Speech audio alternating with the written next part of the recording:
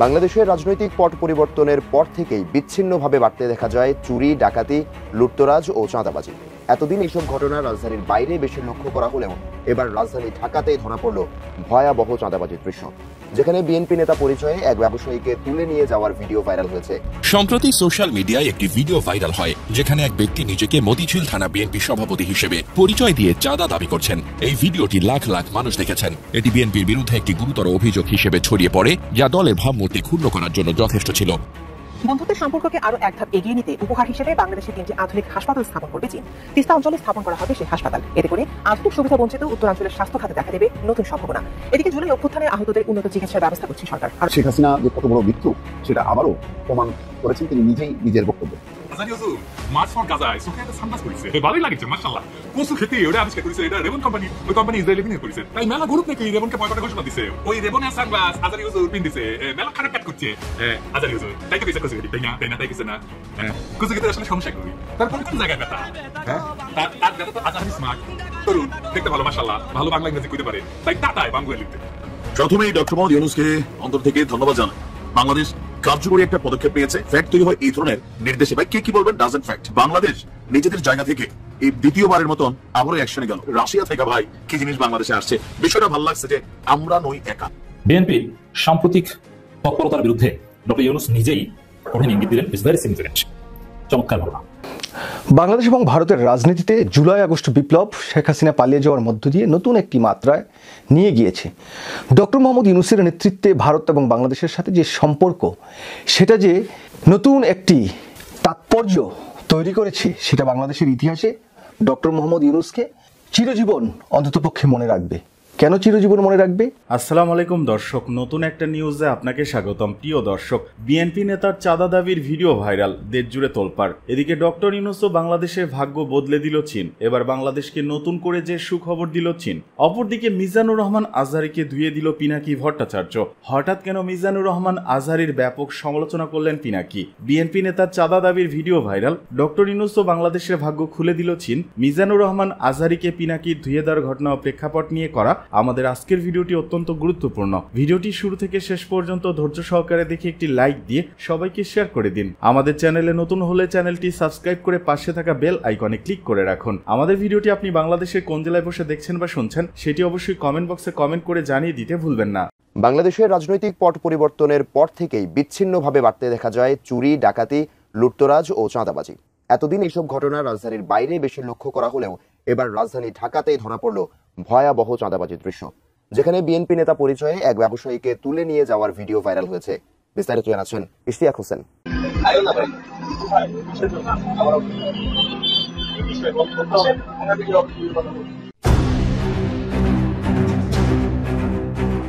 রাজধানীর মতিঝিল এলাকায় বিএনপির নাম ভাঙিয়ে চাঁদাবাজির অভিযোগ উঠেছে এক ব্যক্তির বিরুদ্ধে।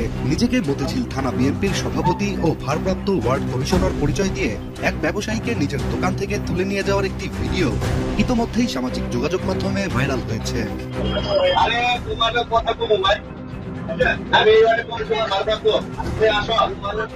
ভাইরাল ভিডিওটিতে দেখা যায় সাদা জামা পরা লম্বা চুলের একজন ব্যক্তি মতিঝিলের একটি দোকানে প্রবেশ করেন। প্রবেশের পরপরই অভিযুক্ত ব্যক্তিকে বলতে শোনা যায় দোকানদারকে আসোনা ভাই বলে তার অফিসে ডাকতে।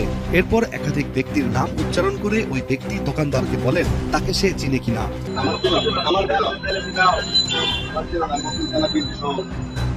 এমন অবস্থায় দোকানদার একাধিকবার অভিযুক্ত ব্যক্তিকে জিজ্ঞেস করেন কি বিষয়ে তাকে ডাকা হচ্ছে, কেন সে অফিসে যাবে। এরপর অনেকটা ক্ষুব্ধ হয়ে সাদা জামা পরা ব্যক্তিটি দোকানদারকে বলেন তিনি মতিঝিল থানা বিএনপির সভাপতি ও বর্তমানে ভারপ্রাপ্ত ওয়ার্ড কমিশনার। কিন্তু দোকানে থাকা সিসিটিভি ক্যামেরাতে এই সব কিছুর ভিডিও যে ধারণ করা হয়েছে সে বিষয়ে ওই ভুয়া বিএনপির নেতা অবগত ছিলেন না। ফলে পরবর্তীতে এই ভিডিওটি সামাজিক যোগাযোগ মাধ্যমে ছড়িয়ে পড়ে। সামাজিক যোগাযোগ মাধ্যমে বিষয়টি নিয়ে বেশ আলোচনা শুরু হলে বিএনপির পক্ষ থেকে তাৎক্ষণিক প্রতিক্রিয়া জানানো হয়, যেখানে গণমাধ্যমকে পাঠানো বিবৃতিতে ঢাকা মহানগর দক্ষিণ বিএনপির আহ্বায়ক রফিকুল আলম মজনু এবং সদস্য সচিব তানভীর আহমেদ রবিন জানান মতিঝিল থানা বিএনপির কোনো কমিটি বর্তমানে নেই। কয়েকটি ঘটনা ঘটেছে, তাৎক্ষণিক আমরা দুজনে একজন যোগাযোগ করে আমরা তাৎক্ষণিক আমরা থানায় আসলাম। ওসি সাহেবকে বললাম যে এই নিউজটা আমরা দেখেছি, সে আমাদের দলের কোনো পদ পদে কিছু নেই এবং আমাদের মতিঝিল থানা বিএনপির আমাদের কোনো কমিটিও নেই, আমরা আমাদের কাজ করতে পারি, আমরা কোনো কমিটি করি নাই। রফিকুল আলম মজনু আরো জানান, এই মুহূর্তে সাংগঠনিক টিম কাজ করছে নতুন কমিটি গঠনের জন্য। এই সময় কেউ যদি দলের নাম ব্যবহার করে অপরাধমূলক কাজ করে তা দলের ভাবমূর্তির জন্য ক্ষতিকর, যা বিএনপি দল হিসেবে মেনে নেবে না। অন্যদিকে তানভীর আহমেদ রবিন জানান, ভিডিওতে চাঁদাবাজির উদ্দেশ্যে আসা ভুয়া বিএনপি নেতার বিরুদ্ধে মতিঝিল থানায় মামলা দায়ের করা হয়েছে, আর এই মামলা বিএনপির পক্ষ থেকেই করা হয়েছে বলেও নিশ্চিত করেন তিনি। আর মামলা দায়েরের পর পুলিশ জানিয়েছে, ভিডিও ফুটেজ বিশ্লেষণ করে অভিযুক্ত ব্যক্তির পরিচয় নিশ্চিত করার কাজ চলছে, আর দ্রুতই তাকে আইনের আওতায় আনা হবে বলেও আশ্বাস দিয়েছে মতিঝিল থানা পুলিশ। রাজধানীতে ঘটা এই ঘটনা চোখে আঙুল দিয়ে দেখিয়ে দিল রাজনৈতিক পরিচয়ের অপব্যবহার আর তা ঘিরে চাঁদাবাজির অভিযোগ যে কোনো রাজনৈতিক দলের জন্য কতটা ভয়াবহ হতে পারে। আজারি হুজুর মার্চ ফর গাজায় চোখে একটা সানগ্লাস পরিছে, ভালোই লাগিচ্ছে মাশাআল্লাহ। কচু খেতে ওটা আবিষ্কার করেছে, এটা রেবন কোম্পানির, ওই কোম্পানি ইসরায়েলি বিনিয়োগ করেছে। তাই মেলা গ্রুপ নাকি রেবনকে বয়কটের ঘোষণা দিছে। ওই রেবনের সানগ্লাস আজারি হুজুর পিন দিছে, মেলা খারাপ কাজ করছে আজারি হুজুর। তাই তো কিছু কচু খেতে, তাই না তাই কিছু না। হ্যাঁ, কচু খেতে আসলে সমস্যা কই, তার কোন জায়গায় ব্যথা? হ্যাঁ, তার ব্যথা তো আজাহারি স্মার্ট তরুণ, দেখতে ভালো মাশাআল্লাহ, ভালো বাংলা ইংরেজি কইতে পারে। তাই টাটায় বাঙ্গুয়ালিদের তারা দেশ ছাড়া করেছিল, এখন লাগিছে পিছে, কিছুদিন পরপরই পিছে লাগে। ওই যে দুধুয়া লাগিছিল পিছে, দিছে একটা শান্তিং থেমে গেছে। কিন্তু যে কথাটা কইছে সেটা কি যৌক্তিক কথা? কচু খেতে আমার আগ্রহের বিষয় না, কিন্তু এই ধরনের বিষয়গুলো কিভাবে ডিল করতে হবে সেটা আমাদের বুঝতে হবে। এটা মেলা বিতর্কের বিষয়, সেটা একটু খোলাসা করে না বললে আমাদের জন্য বোঝা খুবই মুশকিল। আর এইসব আলোচনা যারা তুলে তারা আসলে কার স্বার্থ রক্ষা করে আর তাদের এই কুটনামিটা কেন করে সেটা বোঝাটা জরুরি। আসেন আল্লাহর নামে শুরু করি। পণ্য বয়কট বা বিডিএস কি এবং কেন? আপনারা জানেন যে আমি বাংলাদেশে হাসিনা পতনের আগে একটা বেশ সফল বয়কট আন্দোলন আপনাদের সাথে নিয়ে শুরু করেছিলাম। তাই এই বয়কট আন্দোলন কিভাবে গড়ে তুলতে হয়, কেন গড়ে তুলি, সেটা নিয়ে ব্যাপক পড়াশোনা করতে হয়েছিল। কোন কোন পণ্য বয়কট করবো সেটাও ঠিক করা হয়েছে, অঙ্ক কইছে কিন্তু আন্দারে কুন্দারে না। আসেন দেখি বয়কট কি, কেন, কিভাবে এটা কাজ করে। বয়কটের উদ্দেশ্য তিনটা। একটা বিশ্বব্যাপী একটা রাজনৈতিক বার্তা দেওয়া, দুই ছোট একটা জায়গায় তীব্র আঘাত করা যেন ব্যথা টের পায়, তিন নাম্বার হইতেছে আপনার সমমনাদের ঐক্যবদ্ধ করা। ইন্ডিয়ান পণ্য বয়কটে আমরা ইন্ডিয়ান সব পণ্য কিন্তু বয়কট করি না, খুবই সিলেক্টিভ পণ্য বয়কট করেছিলাম, মনে আছে না? প্রথমে করেছিলাম ফাস্ট মুভিং কনজিউমার গুডস, সাবান, শ্যাম্পু, ভোজ্য তেল, টুথপেস্ট, নারকেল তেল ইত্যাদি, যেগুলো ডিপার্টমেন্টাল স্টোরে রেখে থাকে, এমনকি মুদি দোকানও থাকে, ক্রেতা দেখে কিনতে পারে। এর কারণ ছিল সব মানুষ কেনে, ধনী গরিব সবাই এইরকম পণ্য আমাদেরকে টার্গেট করতে হবে, যেন সবাই এটাতে পার্টিসিপেট করতে পারে। আমাদের প্রত্যেকদিন লাগে এমন পণ্য, এইগুলোই ফাস্ট মুভিং কনজিউমার গুডস। আমরা কেন এটা টার্গেট করেছিলাম বুঝেনি, মাথায় রেখেন, কামে দিবে এই সমস্ত কচু খেতে ফাইট দিতে। Fast moving consumer goods Indian ইকোনমির সবচেয়ে গুরুত্বপূর্ণ খাত। এই খাতে ভারতের তৃতীয় চাকরির খাত, প্রায় 30 লাখ লোক কাজ করে এফএমসিজি সেক্টরে। ভারতের জিডিপিতে এই খাতের কন্ট্রিবিউশন হচ্ছে 15 থেকে 16% ছিল যে সময় আমরা শুরু করেছিলাম। এই খাতের গ্রোথ 10 থেকে 12%। প্রথম অর্থনীতির খাত হচ্ছে সার্ভিস সেক্টর, গ্রোথ হচ্ছে 7 থেকে 8%, এটা ভারতের জিডিপির সময়। দ্বিতীয় অর্থনীতির খাত হচ্ছে ম্যানুফ্যাকচারিং, তার গ্রোথ 4 থেকে 5%, যা জিডিপি গ্রোথের চাইতে কম। তার মানে ইন্ডিয়ার টোটাল জিডিপি গ্রোথে এফএমসিজির ভূমিকা অত্যন্ত ক্রুশিয়াল, সবচেয়ে বেশি গ্রোথ দেয় সে। এই সেক্টরের গ্রোথ জিডিপি গ্রোথের চাইতে বেশি, শুধু বেশি না, 1.5 গুণ। তো এফএমসিজি বয়কটে আমাদের লাভ কি? একমাত্র এফএমসিজি বয়কটে ব্যাপক মানুষের সম্পৃক্ত করা যায়, এটা লাগে প্রত্যেকদিন কিনতে হয় নিয়মিত। 2 নাম্বার হচ্ছে পণ্য চিহ্নিত করা সহজ, কারণ সেটা সেলফে থাকে। 3 নাম্বার, কোন বাংলাদেশি ব্যবসায়ী ক্ষতিগ্রস্ত হবে না, কারণ এই পণ্য যারা বেচে তারা বাকিতে এনে বেচে, বিক্রি না হলে ফেরত দেওয়ার শর্তে পণ্য তোলা হয় দোকানে। 4 নাম্বার, বয়কটের প্রভাব ব্যাপক এবং বহুমুখী হবে। ভারতের চাকরির বাজারে একটা নেতিবাচক প্রভাব রাখা যাবে, ভারতের অর্থনীতিকে ধাক্কা দেওয়া যাবে সামান্য হইলেও। 5 নাম্বার, এফএমসিজির বাজার বাংলাদেশি ব্যবসায়ীরা সহজে দখল নিতে পারবে, হয়েছিল কিন্তু দেখছিলেন না, আমাদের দেশি পণ্যের বেচা বিক্রি বেড়ে গেছিল, দেশের শিল্প কর্মসংস্থান উৎসাহিত হবে। 6 নাম্বার, বয়কটের ফল দৃশ্যমান করা যাবে, যেমন শেলফে অবিকৃত পণ্য, দোকান থেকে পণ্য ফেরত দেওয়া, পণ্য বেচার মরিয়া চেষ্টা, অফার, ডিসকাউন্ট, এগুলো দৃশ্যমান হবে, মানুষ তার বয়কটের প্রভাবকে কানেক্ট করতে পারবে। এই জন্য ইন্ডিয়ানরা আমাদের এসে বলতো ওই সময়, এটা বয়কট করো, ওইটা বয়কট করো, রেলের বডি বয়কট করো, ইন্ডিয়ান বাস বয়কট করো, ট্রাক বয়কট করো, ইলেকট্রিসিটি বয়কট করো, ইন্ডিয়ান ইলেকট্রিসিটি। মানে ভাবখানা এমন, আমরা সবাই সকাল সন্ধ্যা ইন্ডিয়ান বাস ট্রাক কিনি, বা ইন্ডিয়ান ট্রেল আমি আমার ডিপার্টমেন্টাল স্টোর থেকে কিনে আনিছি। যাই হোক, এই অমুকটা কেন বয়কট করলো না, অমুকটা কেন বয়কট করলো না, এগুলো যারা বলে এরা হইতেছে যারা ক্ষতিগ্রস্ত হচ্ছে তাদের লোক। আমরা দেখবো যে রেভেন কোম্পানি আসলে বয়কটের লিস্টে আছে কিনা, এবং এই ইন্ডিয়ানরা যে অ্যাটিটিউড করেছে কুসু হতে এক অ্যাটিটিউড করেছে, কারণ ওর গেছে। ওই তো ইসরায়েলি পত্রিকায় লেখে, তো নিজে লেখে, হারেজ বলে পত্রিকাতে লেখে, ওই হ্যাঁ ইসরায়েলি পত্রিকা, ওটা সমস্যা নাই। রেবান এটা ইসরায়েলি কিনা কোম্পানি কিনা সেটা ঠিকই নাই, এটা বয়কটের লিস্টে আছে কিনা সেটা ঠিকই নাই, তাও ওই লাগিছে। তো রেবান কোম্পানি কি ইসরায়েলি কোম্পানি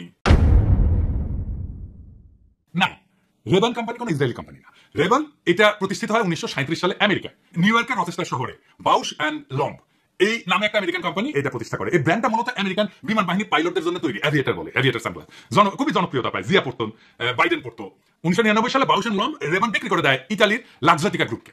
এসিলর লাক্সাটিকা কোম্পানি, এটা একটা ফ্রাঙ্কো ইতালিয়ান মাল্টিন্যাশনাল কোম্পানি, এটা হচ্ছে ইতালির মিলান শহরে। তাই আপনারা যদি কোন দেশের কোম্পানি এটা বলতেছেন, তাহলে রেবানকে ইতালিয়ান কোম্পানি হিসেবে বিবেচনা করতে হবে। এবং মালিক এসিলর লাক্সাটিকা। লেমন সানগ্লাস কই তৈরি হয়? মূলত ইতালি এবং চীনে তৈরি হয়। তার মানে রেবানের উৎপত্তি আমেরিকা হইলো, এখন এটা ফ্রেঞ্চ ইতালিয়ান কোম্পানি মালিকানা দেয়, এর সাথে ইসরায়েলের কোনো সম্পর্ক নেই। তাহলে কচু খেতে বিনিয়োগের কথা কেন আনলো? কারণ হচ্ছে নুয়ান্স হেয়ারিং বলে একটা কোম্পানি ছিল, ইসরায়েলি স্টার্টআপ কোম্পানি, মানে যেগুলো শুরু করে কিন্তু বড় হইতে পারে না, ছোট কোম্পানি হিসেবে শুরু করে, কিন্তু তাদের টেকনোলজি ভালো, প্রোডাক্টও ভালো, কিন্তু তারা এত ছোট কোম্পানি যে বড় স্কেলে যাইতে পারে না, এগুলো মানে স্টার্টআপ, পরে এটা বড় কোম্পানির কাছে বিক্রি করে দেয় আর কি, এভাবেই চলে আর কি। ওরা যে হিয়ারিং এর টেকনোলজি নিয়ে কাজ করে, মানে যারা কানে কম শুনে, তারা কানে যন্ত্র লাগে না, সেটা নিয়ে কাজ করে। এই কোম্পানিকে 2022 সালে অধিগ্রহণ করে, মানে কিনে নেয় এসএলআর লেক্সিটিকা, যারা রেবন ব্র্যান্ডের মালিক। তো ইসরায়েল স্টার্টআপ গুলো সারা দুনিয়ার জন্য আকর্ষণীয় কেন, এটা একটু বুঝে নিই, এটাও একটা ইন্টারেস্টিং জিনিস। তাহলে বিশ্ব বাণিজ্যের আমরা একটা বড় বিষয় নিয়ে জানতে পারবো। ইসরায়েলি স্টার্টআপ গুলোর এত চাহিদার পিছনে কিছু নির্দিষ্ট কারণ আছে, যা তাদের বিশ্বব্যাপী প্রযুক্তি বাজারে একটা শক্তিশালী অবস্থানে নিয়ে আসছে। এর কারণ হচ্ছে উন্নত প্রযুক্তি এবং উদ্ভাবন ক্ষমতা।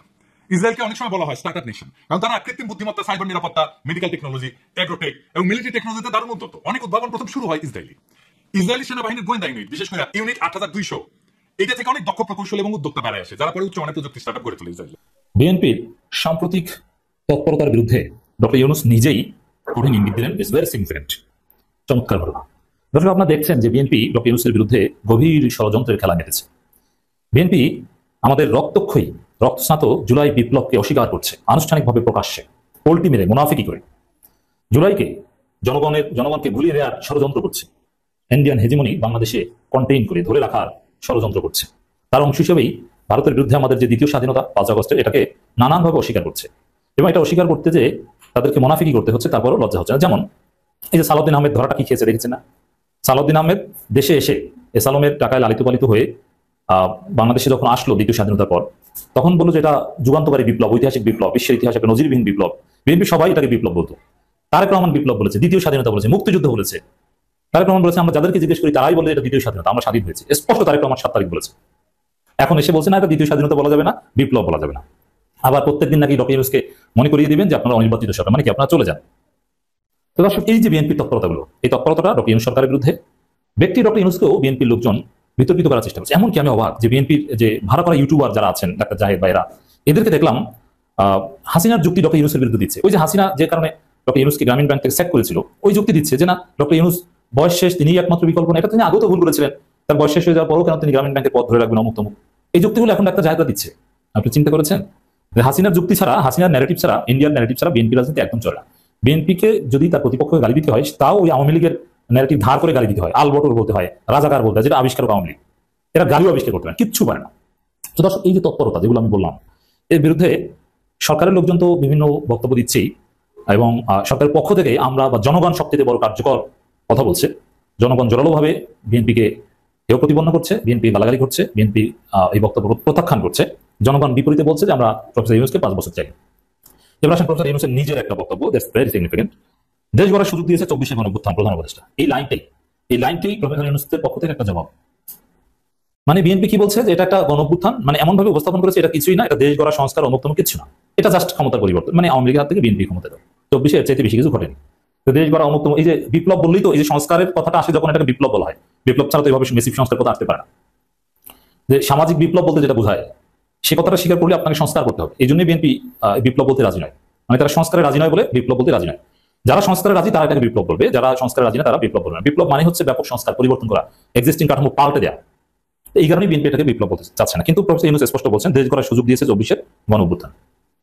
এর মানে দেশ গড়া মানে কি? এটা 24শে প্রফেসর ইউনূস কিন্তু আগে বিপ্লব শব্দটা বলতেন, এখন বিপ্লব গণঅভ্যুত্থান দুইটা মিক্স করে বলেন। হ্যাঁ, বিপ্লবের মধ্যে গণঅভ্যুত্থান আপনার সবকিছুর ভর্তা আছে, আর গণঅভ্যুত্থানের মধ্যে বিপ্লবের উপাদান নেই। কিন্তু ডক্টর ইউনূসের কার্যক্রম সব বিপ্লবী। তিনি সংস্কার করতে যাচ্ছেন। তিনি চায়নার একটা মিডিয়াকে স্পষ্ট বলেছেন আমরা পূর্ণাঙ্গ সংস্কার করব। তো দর্শক, বাংলা নববর্ষ উপলক্ষে দেশবাসীকে শুভেচ্ছা জানিয়ে প্রধান উপদেষ্টা প্রফেসর ডক্টর মোহাম্মদ ইউনূস বলেছেন 24শে গণঅভ্যুত্থান আমাদের সামনে বৈষম্যহীন বাংলাদেশ গড়ে তোলার সুযোগ এনে দিয়েছে। এই অভ্যুত্থান বৈষম্যহীন, সুখী, সমৃদ্ধ, শান্তিময় ও আনন্দপূর্ণ বাংলাদেশ গড়ে তুলতে আমাদের প্রেরণা দেয়। বৈষম্যহীন বাংলাদেশ গড়াই হোক এই বাংলা নববর্ষের অঙ্গীকার। এই বাংলা নববর্ষ উপলক্ষে 24কে যেভাবে উপস্থাপন করেছেন, 24শে স্পিরিটকে যেভাবে ধারণ করেছেন, নট অনলি রিগার্ডিং বাংলা নববর্ষ, ডক্টর ইউনূস সব সময় যে কোনো বক্তব্যে 24কে ধারণ করেন, 24কে মহান করে উপস্থাপন করেন। এটাই হচ্ছে বিএনপির বিরুদ্ধে একটা ইঙ্গিত, কারণ বিএনপি 24কে সবসময় ছোট করে ভুলিয়ে দিতে চায়, গুরুত্বহীনভাবে উপস্থাপন করতে চায়।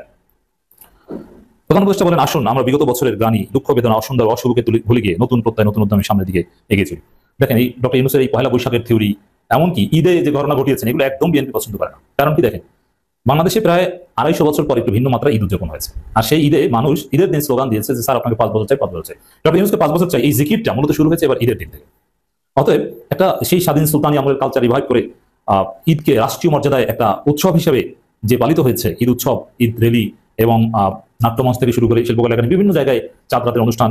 এই বিষয়গুলো ফলে ডক্টর ইউনূস যেভাবে মহান হয়েছেন, প্রশংসিত হয়েছেন, এটা বিএনপি একদম সহ্য করতে পারেন। ঠিক তদ্রুপ পয়লা বৈশাখের সেই পুরনো ভারতীয় রীতিনীতি পরিবর্তন করে বাংলাদেশি সংস্কৃতিকে যেভাবে রিভাইভ করেছেন প্রফেসর ইউনূসের যে সিম্পলিসিটি, এই জিনিসগুলো ডেফিনেটলি বিএনপিকে ব্যথিত করে। কারণ এর মধ্য দিয়ে প্রফেসর ইউনূস গ্লোরিফাইড হচ্ছেন, আর বিএনপি মনে করছে প্রফেসর ইউনূস গ্লোরিফাইড হচ্ছে হলেই আমরা বাস খাচ্ছি। তো প্রফেসর ইউনূস এভাবেই বিএনপিকে নানান ইঙ্গিত দিচ্ছেন। তিনি বলেন, বাঙালির চিরায়ত ঐতিহ্য পহেলা বৈশাখ বিশেষ স্থান দখল করে আছে। পহেলা বৈশাখ বাঙালির সম্প্রীতির দিন, মহামিলনের দিন। ডক্টর মোহাম্মদ ইউনূস বলেন, আবহমান কাল ধরে নববর্ষের এই উৎসবে তরঙ্গ নির্বিশেষে সমগ্র বাঙালি জাতি জেগে ওঠে নবপ্রাণে স্পন্দনে নবঙ্গিকারে। যাই হোক দর্শক, এবং সেই সম্রাট আকবরের কথা স্মরণ করেছেন। প্রকৃতপক্ষে পহেলা বৈশাখ যা, সেটাই প্রফেসর ইউনূস তুলে ধরেছেন। এখানে পলিটিক্যাল ইন্টেনশনে কোনো বিকৃতির ঘটনা প্রফেসর ইউনূস ঘটাতে দেন। এখন বিএনপির চরিত্র কিন্তু এটা যে তাদের রাজনৈতিক স্বার্থে যে কোনো কিছুকে ব্যবহার করবে, কিন্তু সেই সুযোগ কিন্তু থাকছে না।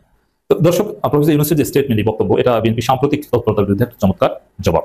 এবং দর্শক, একটা বিষয় আপনি নিশ্চিত থাকেন, আপনি লিখে রাখতে পারেন, দিন যত সামনে যাবে বিএনপি তত আমাদের 24-এর এই মহান দ্বিতীয় মুক্তিযুদ্ধের বিপক্ষে কথা বলবে, আর প্রফেসর ইউনূস বা সরকার 24-এর স্পিডের পক্ষে আরো বেশি জোরালো ভূমিকা পালন করবে। 24-এর স্পিডকে জারি রাখতে আরো বেশি সোচ্চার হবে সরকার, আরো বেশি সক্রিয় হবে, রাষ্ট্রীয় বিভিন্ন উদ্যোগ নেবে। মুক্তিযুদ্ধ মন্ত্রণালয়ের অধীনে জুলাই অধিদপ্তর প্রতিষ্ঠিত হয়েছে এবং এই দ্বিতীয় মুক্তিযুদ্ধের যে যোদ্ধা, তারা স্বীকৃতি পাচ্ছে, বিভিন্ন ক্যাটাগরিতে মুক্তিযোদ্ধা স্বীকৃতি পাচ্ছে, জুলাই যোদ্ধা স্বীকৃতি পাচ্ছে, তারা ভাতা পাচ্ছে, আরো পাবে, মোটা অঙ্কের টাকা পাবে। জুলাই শহীদ পরিবার পাবে। ইউরোপিয়ান ইউনিয়নও, আপনার জানেন না জানলে আপনাদের অবগতির জন্য জানাচ্ছি, আমাদের জুলাই যোদ্ধাদের পুনর্বাসনের জন্য ইউরোপিয়ান ইউনিয়নও মোটা অঙ্কের টাকা বাংলাদেশকে দিয়েছে। রাজনীতি আর নতুন বিবাহ দুটার মধ্যে খুব সুন্দর একটা মিল আছে।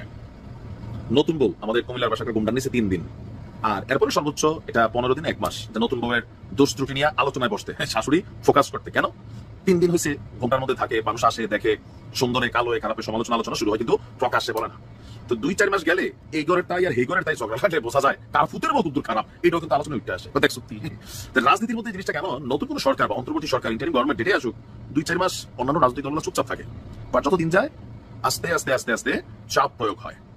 তো এই মুহূর্তে ডক্টর মোহাম্মদ ইউনূসের দুর্দিন আমার কাছে মনে হচ্ছে কিছুটা শুরু হতে চাচ্ছে। এটা কেন বললাম, জাকির খান, হ্যাঁ, গেট আপটা দেখছেন এটা, কালকে যে মুক্তি পাইছে ছাত্র দলের নারায়ণগঞ্জের লিডার, আমি ওনারে এর আগে নিউজটা দেখছি, এই লেভেলে জনপ্রিয় জানতাম না ভাই, কালকে তা দেখছি। এই তোরা রাজুতে পারতেন, মানে জাকির বের হয়েছে পুরো ঢাকা শহরে বা নারায়ণগঞ্জ শহরের মধ্যে যে মহড়া এই লেভেলের একজন লিডারের জন্য, তাহলে আপনি বুঝতে পারছেন যে বিএনপি আসলে মাঠে নামে পরিস্থিতি কোন দিকে যাবে। একটা ট্রেইলার আমার কাছে কালকে জাকিরের মুক্তির পর একটা লোকাল নেতা, লোকাল কর্মীরা যেভাবে ঢাকা এন্ট্রি নিছে, যা দেখাইছে, সেখান থেকে বোঝেন তারেক রহমান ডাক দেয়। আসলে মাঠের পরিস্থিতি বিএনপির এই যে জং ধরা এরকম একটা টানা টোনা দিয়া, হ্যাঁ, এরকম ব্যায়াম ট্যায়াম কইরা মাঠে বেটা এরকম যদি নামা শুরু হয়, সার্জিস হাসনাত নিয়ে এখন মুখে মুখে বলতেছে অনেকে, পরিস্থিতি কোন দিকে যাবে। সরকারের উপর চাপ তৈরি হবে এবং কি সরকার একটা সময় ডিসেম্বরের মধ্যে নির্বাচন দিয়েই দিবে, কারণ কি ডিসেম্বরের মধ্যে নির্বাচন দিতেই হবে, সিচুয়েশনটা তৈরি হয়ে গেছে। কেউ বলছে বাপ দায়কে আদায় করে নিব, কেউ বলছে আদায় করে নিব, আর নানান ভাষা। এবার তারেক রহমান যখন মুখ খুলেছেন, এরপরে বিএনপিকে এই মুহূর্তে মির্জা ফখরুল ইসলামের পর রিজভী সাহেবের জায়গাটা আমার মনে হয় অনেক মোটামুটি তিনি হাইলাইটে চলে আসছেন। তিনি হচ্ছেন সালাউদ্দিন আহমেদ, দীর্ঘ সময় বাংলাদেশের বাইরে ছিলেন, আপনারা জানেন যে ভারতে তিনি কেমিক্যাল পৌঁছে গেলেন। যাই হোক, তিনি আপনার প্রধান উপদেষ্টার যে বক্তব্যটা, যে জুন থেকে ডিসেম্বরের মধ্যে যে আসা যাওয়ার ইস্যুটা, এটা নিয়ে তিনি বলতেন যে প্রধান উপদেষ্টা মানে ডক্টর মোহাম্মদ ইউনূস জুন ডিসেম্বরের মধ্যে আসা যাওয়া করছেন, এক জায়গায় স্থির থাকতে পারছেন না কেন, এরকম শিফটিং জাতি এবং আন্তর্জাতিক পর্যায়ে ভালোভাবে নেওয়া হবে না। এটা একটা প্রেক্ষাপট আছে যে গেল 2 দিন আগে মনে হয় আমাদের প্রধান উপদেষ্টার প্রেস উইং থেকে একটা বক্তব্য দেওয়া হচ্ছে ডিসেম্বরের মধ্যে নির্বাচন হবে। আমি তো নিউজটা দিয়েছিলাম, আমিও দেখি 1 ঘন্টা পরে টাইটেল চেঞ্জ, ডিসেম্বর থেকে জুনের মধ্যে হবে। দ্বিতীয় প্রেস বিজ্ঞপ্তিটা এভাবে আসলো কেন, বললো যে প্রথম বিজ্ঞপ্তিটাকে সংশোধন করা হয়েছে। তো যাই হোক, সালাউদ্দিন আহমেদ ভাই তিনি অনেক মজা করে কথা বলেন, আমার মনে হয়েছে যে খুব সুন্দরভাবে গুতা দিচ্ছে কারে, স্বরাষ্ট্র উপদেষ্টারে, যে মানুষ তাদের 5 বছরের জন্য চায়, এটা তিনি শুনছেন মানুষ নাকি তাকে বলছে, কিন্তু স্বরাষ্ট্র উপদেষ্টার পদত্যাগ নিয়ে যে দেশে তালি বাজলো, এটাকে তিনি শোনেন নাই। এই কথাটা সুন্দর হিট হয়েছে, আমার কাছে মনে হয়েছে ওইটা তিনি শুনলেন, কিন্তু পদত্যাগ নিয়ে তো অনেক কিছু আছে ইস্যুতে, আসলে শোনে না। তবে বুঝে যেটা আমার পক্ষে আসে আমরা এটা শুনি, অন্যগুলো আমরা স্কিপ করি। ওনার বক্তব্য আমরা দেখতে পাচ্ছি সামাজিক যোগাযোগ মাধ্যমে এখন রাষ্ট্র পরিচালনার প্যারালাল হয়ে গেছে, মানে ফেসবুকে রাষ্ট্র চলে, এটা কথা সত্য। বিএনপির নেতা বলছেন যে আন্দোলনের মধ্য দিয়ে সরকার পরিবর্তন হয়েছে, তবে একটা নির্বাচিত সরকারের রিপ্লেসমেন্টও আপনারা হতে পারেন না। বসছেন ঠিক আছে, ইন্টারিম গভর্নমেন্ট ঠিক আছে, কিন্তু বৈশাখ এখানে কোন একটা দলকে সুবিধা দেওয়া, এরকম যে বিষয়গুলো আসছে, এনসিপির আত্মপ্রকাশ, সরকারের সাথে সখ্যতা লেয়া, সুযোগ সুবিধা নেওয়া, রাতারাতি কোটি কোটি টাকার মালিক হয়ে যাওয়া, এই বিষয়গুলো কিন্তু সমালোচনার জায়গাটা তৈরি করে নিয়ে আসছে। তো এখানে তিনি খুবই শক্ত ভাষায় ডক্টর মোহাম্মদ ইউনূসকে যেটা বুঝাতে চাচ্ছেন, বিএনপি তারেক রহমান সহ আগামী ডিসেম্বরের মধ্যে নির্বাচন শেষ হয়ে যেতে হবে, আর নয়তো কঠিন ভাবে মাঠে নামার কিন্তু প্রস্তুতি বিএনপির। আর নামলে কি হবে, জাকিরের মুক্তির পর বেশ কয়েকটা মানে একটা হত্যা মামলার আসামি কিন্তু নেই, আর অনেকগুলো মামলার আসামি। এই লেভেলের একজন দাগি আসামি ভাইয়ের জন্য, লিডারের জন্য পাবলিকের যে ক্রেজি, তাহলে ছাত্র জনতা এমনকি সব মূর্খ নাকি, এরকম তো না নিশ্চয়ই, তারাও ছাত্র জনতার মধ্যে আছে অনেকেই, মানে বাতাসটা বুঝতে পারছেন তো নাকি। এদিকে 5 বছর ক্ষমতায় থাকা নিয়ে আমি কিছু বলিনি, মন্তব্য স্বরাষ্ট্র উপদেষ্টার। 5 বছর সরকারকে ক্ষমতায় রাখার বিষয়ে স্বরাষ্ট্র উপদেষ্টা জাহাঙ্গীর আলম চৌধুরী বলেছেন, এ বিষয়ে আমি তো কিছুই বলি নাই, এটা জনগণ বলছে। আজ মঙ্গলবার সচিবালয়ে আইন শৃঙ্খলা সংক্রান্ত কোর কমিটির বৈঠক শেষে ব্রিফিংয়ে সাংবাদিকদের প্রশ্নের জবাবে তিনি এ মন্তব্য করেন। তিনি আরো বলেন, আমাদের জায়গা থেকে সরকার তো বলেই দিয়েছে ডিসেম্বর থেকে জুনের ভেতরে নির্বাচন হতে পারে, প্রধান উপদেষ্টা এটা বলে দিয়েছেন, এর বাইরে আমাদের কিছু বলার প্রশ্নই ওঠে না। ঢাকা মহানগর পুলিশ ডিএমপির গোয়েন্দা শাখা ডিবির পদ থেকে অতিরিক্ত পুলিশ কমিশনার রেজাউল করিম মল্লিকের বদলি নিয়ে করা প্রশ্নে জাহাঙ্গীর আলম চৌধুরী বলেন, তাকে সরিয়ে দেওয়ার সঙ্গে মডেল মেঘনা আলম ইস্যুর সংশ্লিষ্টতা নেই, এটা রুটিন প্রক্রিয়া, কেউ দায়িত্বে আসবেন আবার চলেও যাবেন। প্রসঙ্গত সম্প্রতি সুনামগঞ্জে সাংবাদিকদের প্রশ্নের জবাবে স্বরাষ্ট্র উপদেষ্টা বলেছিলেন, সাধারণ মানুষ বলছে আইন শৃঙ্খলা পরিস্থিতি আগের থেকে ভালো হয়েছে, রাস্তা থেকে আমাকে বলতেছে আপনারা আরো 5 বছর থাকেন, যা নিয়ে পরবর্তীতে ব্যাপক সমালোচনা শুরু হয়।